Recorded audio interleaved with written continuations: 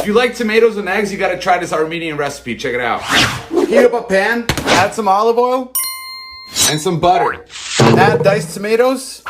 Cook the tomatoes on medium-low until they become soft. Meanwhile, get your eggs ready.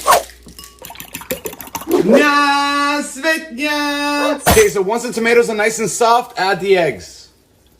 Very important, keep it on medium-low. Add some salt, pepper, and a little bit of garlic powder. Add some green onions and cilantro. And boom, that's it. I grew up eating this every morning. I love it. I'm pretty sure you will too. So if you're sick of eating the same kind of eggs, give this a go. Tremendous. 26 ounces hazelnut spread. 1 can strawberry pie filling. 1 box strawberry cake mix. Don't mix it! 1.5 sticks of butter sliced thin. Bake it in a 350-degree oven for 40 to 45 minutes. Better than chocolate-covered strawberries. Another quick dinner recipe. Lima beans in the pot. Box of chopped spinach in there as well. This is so easy and I love it because you don't even have to do anything. Boom, it's all gonna melt. So for fun, I'm throwing a little celery in from the garden because it's there and it's good. I'm gonna throw in this leek as well, some parsley, and some tomato sauce. And because I don't have tomato sauce, I'm gonna take the tomato paste and add water and just hope for the best. Okay. Ooh. Leek and parsley in. Let's make Cracker Barrel's meatloaf. So in a bowl, I have 3 mixed eggs. I'm adding 5 ounces of Kobe Jack cheese, 1 diced onion, half a cup of bell pepper, half a cup of milk, 1.5 teaspoons of salt, 1/4 teaspoon of black pepper, 2 sleeves of crushed Ritz crackers, and 2.5 pounds of ground beef. Go ahead and give that a good mix. Make it into a loaf. Bake at 350 for 30 minutes. Take it out to put the topping, which is 3/4 of a cup of ketchup, 1.5 teaspoons of mustard, and 2.5 tablespoons of brown sugar. Put it back in the oven for 30 minutes, and then take it out and serve with mashed potatoes and corn, and enjoy. This is an official TikTok experiment, and I'm gonna do it with some Black Hawk Farms ground beef and an egg. So I'm just cooking the beef seasoned with a little bit of salt and pepper, that's all. And making the burger was easy. I just pinched it around like how you see me doing right here. Now I'm gonna give it a flip. Next time I need to either make a bigger hole or choose a smaller egg. Had a little bit of spillage over here, but that's all right. Just gonna clean up the sides and it's like it never happened. Now I'm just gonna let this cook for a little bit until I see the white firming up and then give it a flip. That's what it looks like when I flipped it, and now I'm gonna add 2 slices of Asiago cheese to the top. Now I'm gonna add a little sriracha, close her up. Now let's check this thing out, see what it looks like inside. I think it came out great. I would have liked the egg yolk a little bit more runny, but that's what experiments are for. And now I know for next time, but it was delicious. This? No. I was hoping it didn't get on my carpet. It didn't. But I need ranch for dinner tonight, so I need to make it early because it has to sit in the fridge all day. We'll get to that later. Let's make ranch. Okay, so you can use like a mason jar or just a bowl or whatever you want to put it in. I'm gonna use a bowl. Start with 1/2 cup sour cream, 1/2 cup of mayo, 1/4 cup of heavy cream, 1 teaspoon of dill, 1 teaspoon of onion powder, 1 teaspoon of garlic powder, and 2 teaspoons fresh lemon juice.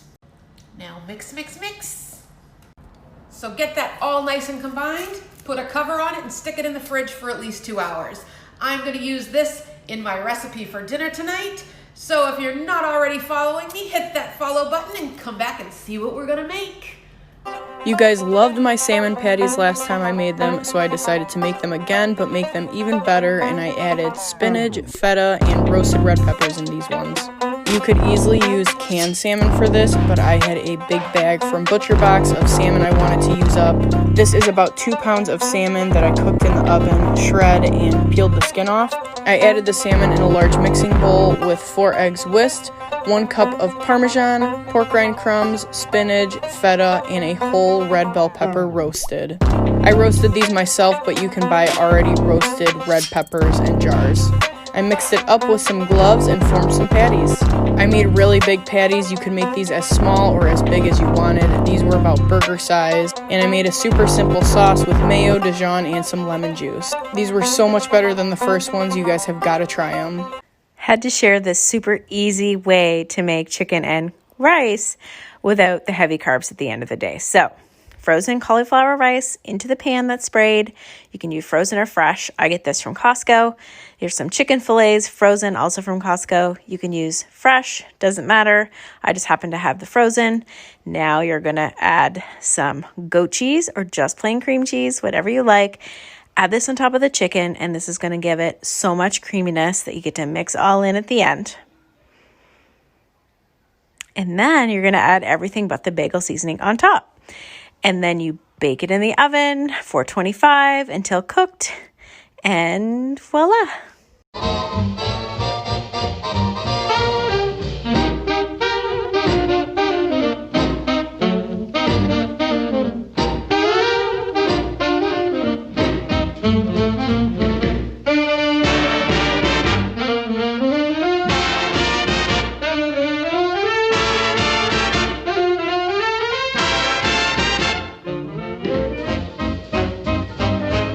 Are you getting bored with your low-carb weekly menu? This is a great way to mix it up. Low-carb Tuscan chicken is really simple. It's a one-pan recipe. Take some lemon pepper seasoned chicken, add some onions, minced garlic, a little chicken broth, heavy whipping cream, add some Parmesan cheese, stir until it's all melted. Then the McCormick's Tuscan seasoning. Doesn't get much easier than that. Add some sun-dried tomatoes, I'm obsessed with these things, and a few handfuls of baby spinach, stirring until it's just a little wilted. Pour over the top of your chicken and pair with some roasted veggies. I'll be real with y'all, this Southern girl's feeling a little fancy with how easy it is to make these rosemary-infused Hasselback potatoes. A little trick for you, lay some chopsticks down or wooden spoons and then slice across so you don't cut too deep. Roughly chop your rosemary, olive oil, salt, the rosemary. Bake at 200 degrees for 1 hour and that's it, done. Make sure you follow for more recipes. 2 cans apple pie filling. Chopped walnuts. 1 box German chocolate cake. Don't mix it! 1.5 sticks unsalted butter, sliced thin. Put it in the oven at 350 for 40 to 45 minutes. Add caramel on. You will not believe the shortcut for these fried apple pies. Buy or make your own apple pie filling. Then the secret, tortillas. Fill 6-inch flour tortillas with 2 tablespoons of apple pie filling. Use a beaten egg to moisten the edges of the tortilla with your finger, then press to seal. Fry in 350-degree vegetable oil until golden and crisp, about 1 to 2 minutes per side. Let them drain on wire racks and watch them disappear. Today we're making lemongrass short ribs, oyster sauce, dark soy sauce, sesame oil, sugar, lemongrass, garlic, and black pepper. Marinate in the fridge for an hour.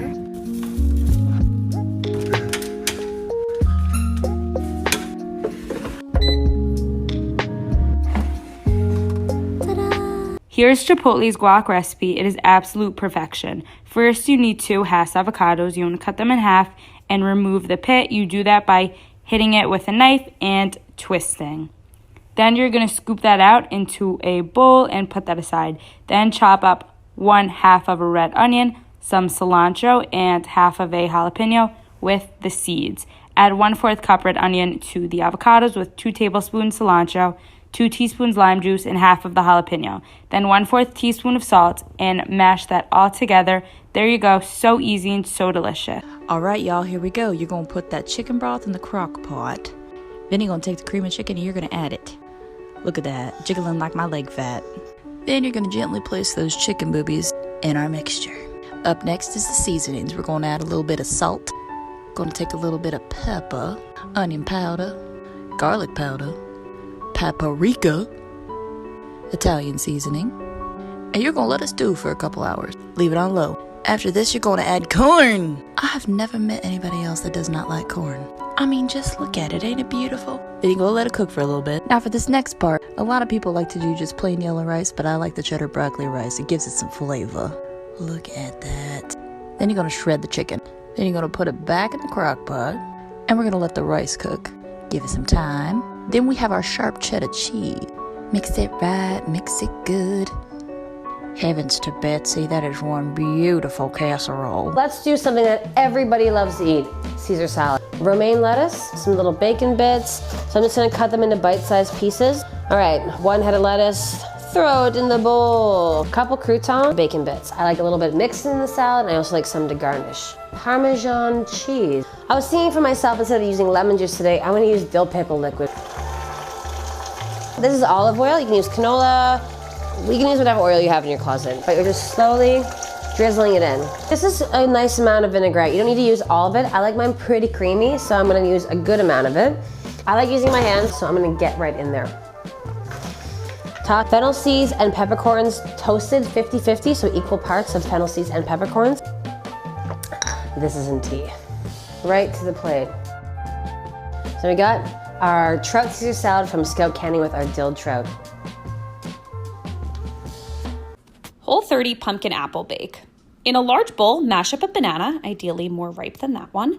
Then add a can of pumpkin, 2/3 of a cup of coconut milk, and 1, 2, 3 eggs, along with a pinch of salt, cinnamon, and pumpkin pie spice, whisking together so that it looks like this. Then you're gonna set that aside and dice up 1 red apple into bite-sized pieces, and then also 3/4 of a cup of pecans. In an 8x8 pan, coat your apples in some extra cinnamon and drop your pumpkin mix in, sprinkling the top with pecans. Then you're gonna pop into the oven at 350 for 40 minutes and voila, good to serve, though I'd recommend serving cold.